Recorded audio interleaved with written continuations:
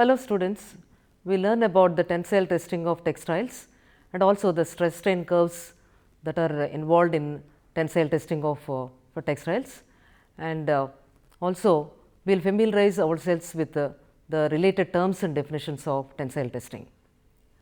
Generally, textiles are tested for their suitability to end use, maybe at different stages, fiber, yarn or fabric stage. The mechanical properties are generally taken into consideration in order to optimize or in order to compare two fabrics about their quality and all. Generally, consumers say that the fabric is strong and so it is of good quality. That actually shows that tensile testing also have become an important area in the textile testing domain. Then actually before we go into the tensile testing of these fabrics or the yarn or the fiber, familiarize ourselves with some of the terms and definitions that are being used. Generally, when textiles are subjected to a force, tension will be created in the specimen and the tension will be carried on till the breakage occurs. The changes that occur in the configuration of the textile will also be important, because it will also speak about some of the properties of the specimen or the textile, whichever stage it is. Then coming to the definitions and the terms that are being used, one of them which is very commonly used is the load. This is the application of load to a specimen in an axial direction that causes tension to be developed in the specimen. Load is generally expressed in grams weight or pounds weight, like a gravitational unit force. And then breaking load. This is the load at which the specimen breaks and usually expressed in grams weight or pounds weight. Then there is another term called stress. So, to compare the merits of fine and coarse materials, suitable units must be chosen. So, engineering, it is generally termed as the stress. So, that stress is nothing but it is a ratio between the force applied and the cross sectional area of the specimen.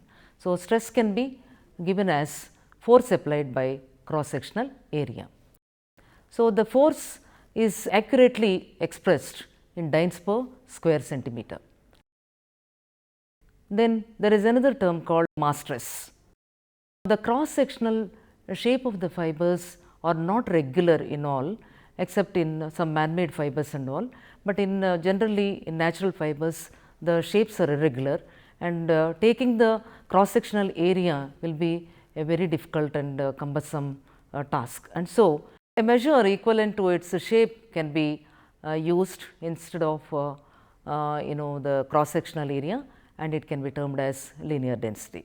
So, to explain about the mass stress, we can take this particular thing, this expression or this measure, and so the linear density may be expressed in linear or text count, and the mass stress that become the ratio of the force applied to the linear density, that is mass per unit length. So, mass stress is expressed as force applied by linear density.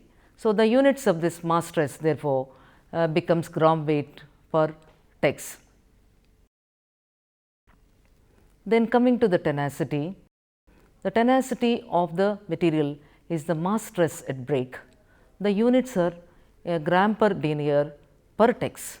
So, an alternative term for tenacity is a specific strength that is being used for some of the materials. Then coming to the breaking length.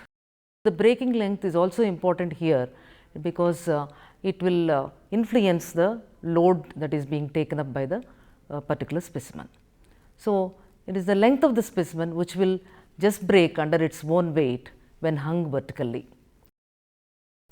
So, the expression of strength in terms of breaking length is useful for comparing the strength of different fiber structures, that is for comparing single fiber strength with yarn strength. Then another term is the strain, and when a load is applied to a specimen and certain stretching will take place in the specimen, and so the amount will vary with the initial length of the specimen. So, the strain is the term used to relate the stretch or elongation with the initial length. So, strain is equal to elongation divided by the initial length of the fiber. And then coming to the another term called extension. So, by expressing the strain as a percentage, we obtain the extension. It is sometimes referred to as the strain percentage. So, extension is equal to elongation by initial length into 100, and generally it is expressed as the percentage. Then breaking extension. So, breaking extension will speak about the extension of the specimen at the breaking point. Then coming to the elastic recovery. So, it is defined as the property of a body by which it tends to recover the original size and shape after deformation. It means when a tensile load is applied and it will stretch little bit, but when it is withdrawn, it will come back to its size and position. And so, this is called elastic recovery, and generally it is expressed as elastic extension by total extension.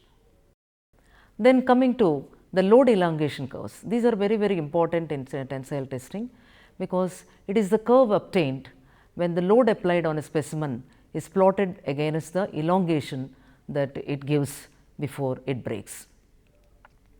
The curve describes the behavior of the specimen from 0 load and also elongation up to the breaking point.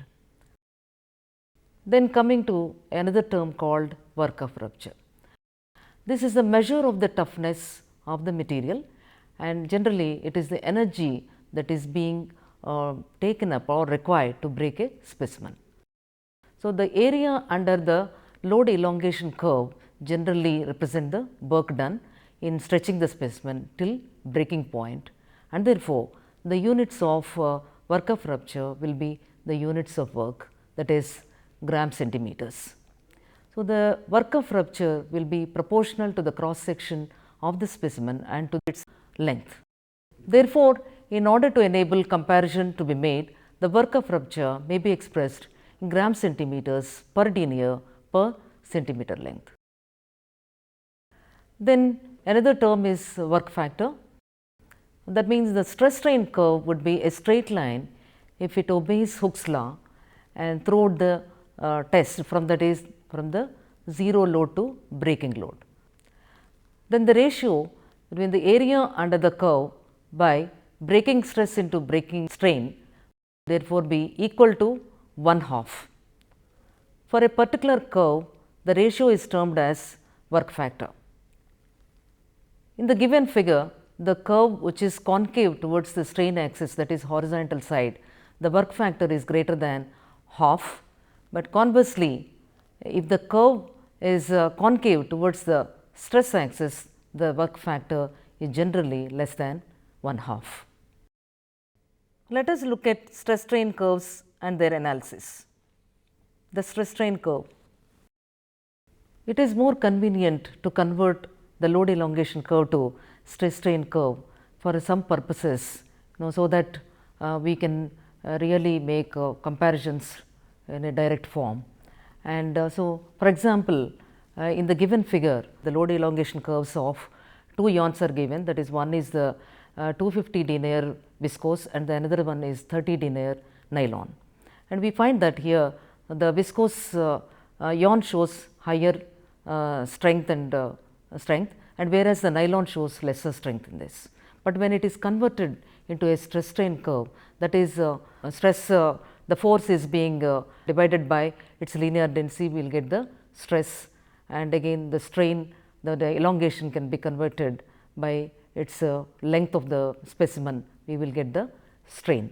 And so, when we plot it again in another graph, like say the figure here, we find that there are 2 curves again here, and the basic shape of the 2 curves remain same, but you find that instead of viscose, where higher strength is there, nylon is present, and where the position of the nylon is being replaced by the viscose. Actually, this will give you the superior strength of this particular nylon rather than the viscose. So, direct comparisons can be made by using this, because sometimes what happens is that a fiber or a yarn or a fabric, it will be having some size, some shape, some kind of weight and all, and then when they are subjected to a tensile force, definitely the ones which are having more weight or more in number, they will get the more strength or more load they will be able to bear. And but when we want to compare it with some other sample, some other specimen, where the weight may be different, shape may be different, the size may be different, and the number of fibers, ions and are all different.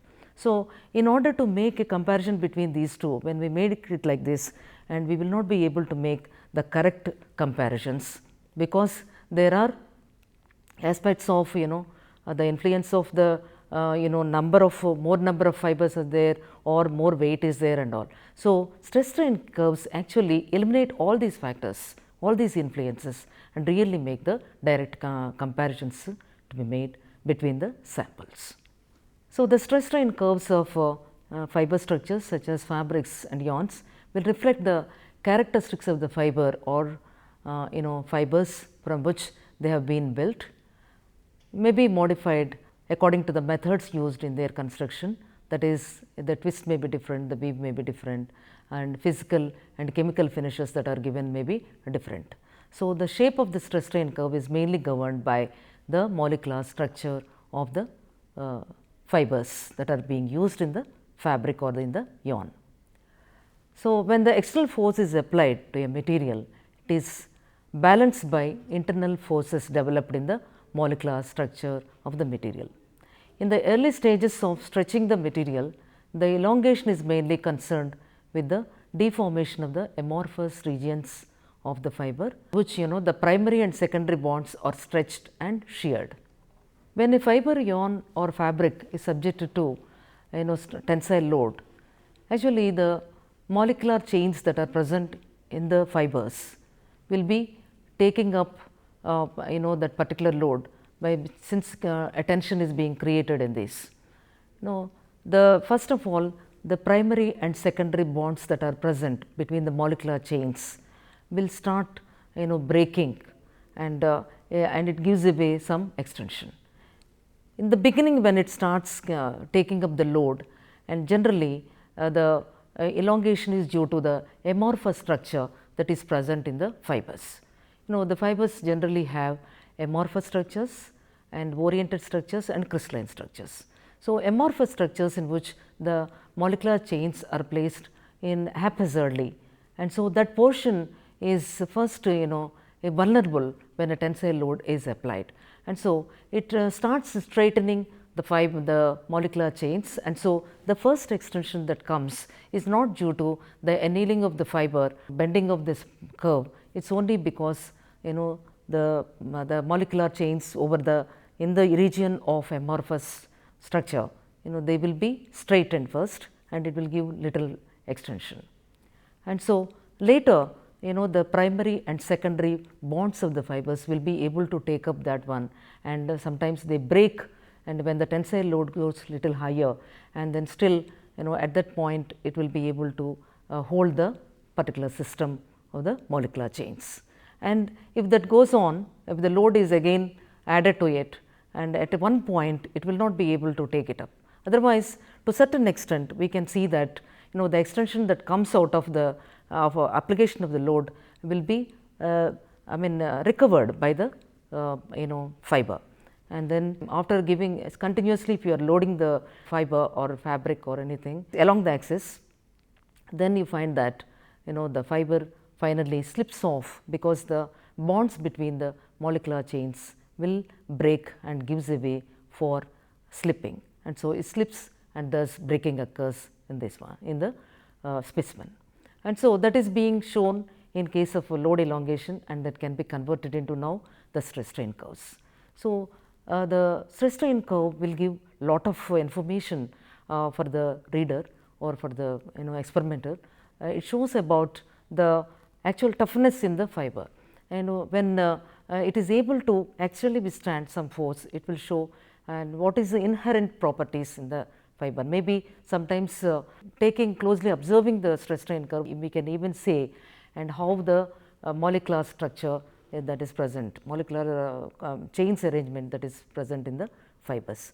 If it is a oriented arrangement, then there may be it will take up lot of load, but the elongation will be less. But if it has even a kind of crystalline structure, even that also will be able to withstand the load and it will not give away the elongation.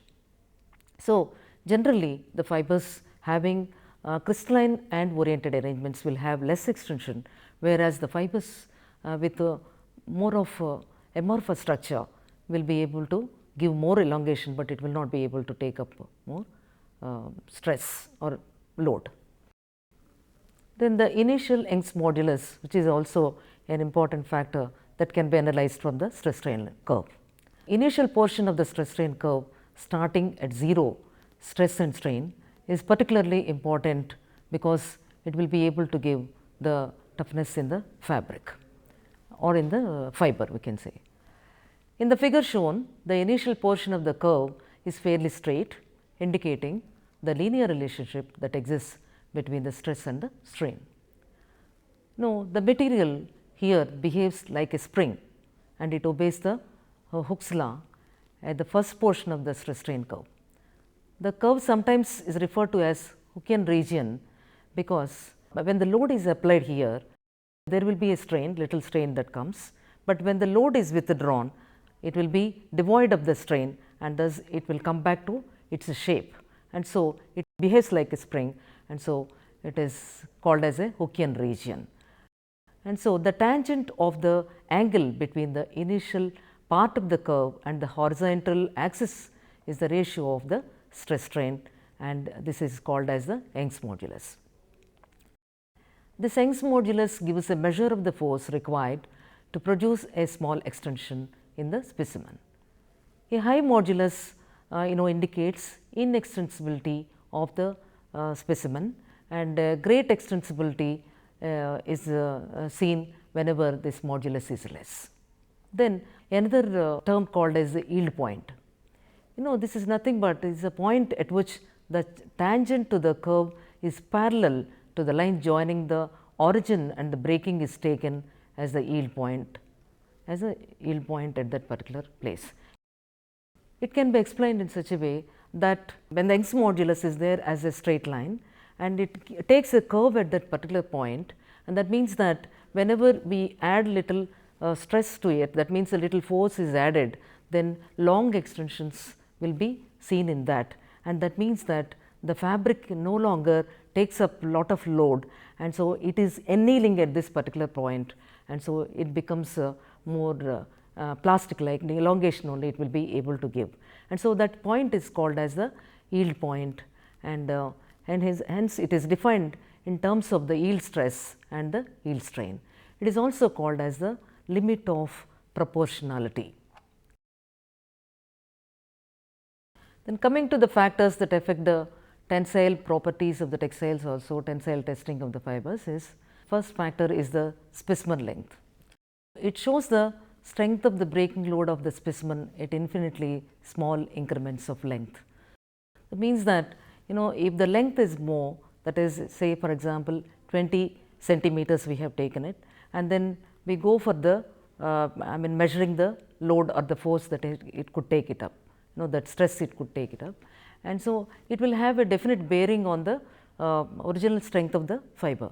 So, if the length is more, and when we see that the strain will be less when we take up when we remove the factor of the length, then we see that the fiber will be having a lesser strength. So, the specimen length is also an important factor in the tensile testing. And then the rate of loading and the time to break the specimen are also important, and a rapid test produces a higher breaking load than the show test. So, whenever we break the material within less time, definitely that will be having disparity in the load that it really can take it up. And then the capacity of the machines that are being used. Now, for example, if a machine is used for making a single yarn, or if there is a machine for cutting the or for breaking a lee length of a yarn. So, when we break the material in both the single yarn and also the lee, and we find that there is a disparity between these two, and so we should always use the one which is real capacity of the machine. For example, in instron machine, and we have load cells, and the load cell which is used for the fiber should be different from the yarn, and also should be different from the fabric.